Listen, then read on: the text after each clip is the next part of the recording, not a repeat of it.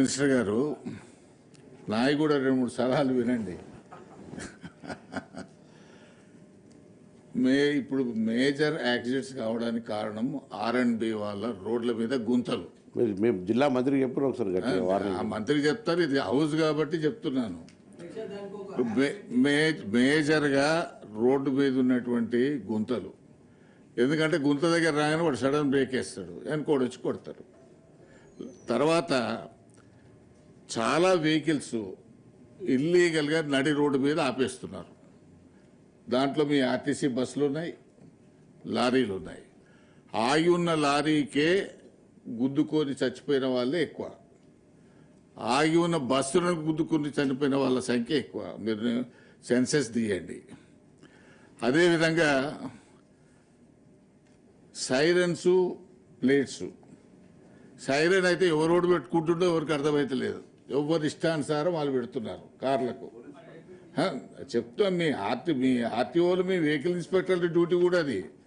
తర్వాత number plates మీద వాడు ఎమ్మెల్యే రాసుకుంటాడు, పోలీస్ కమిషనర్ రాసుకున్నా ఎవడు వాడికి దిక్కు లేదు. విన్నారా? అందుకనే మీ డిపార్ట్మెంట్ చేయాల్సిన దాంట్లో కూడా మీరు ఎప్పుడు రోడ్ల మీద ఇన్స్పెక్షన్ చేస్తుంటారు కదా మీ వెహికల్ ఇన్స్పెక్టర్స్, అవి ఎందుకు పట్టించుకోవట్లేదు? దాన్ని కూడా పట్టించుకోమని మీరు దయచేసి పోలీస్, R&B అండ్ ట్రాన్స్పోర్ట్ మీ ముగ్గురు కోఆర్డినేషన్తో కనుక మీరు నడిపితే ఈ యాక్సిడెంట్లు తక్కువైతాయి, ఇల్లీగల్గా ఇవి తక్కువైతాయి. తర్వాత మల్కాపూర్ ఫిట్నెస్ సెంటర్ నేను కలిసి విజిట్ చేసినాం.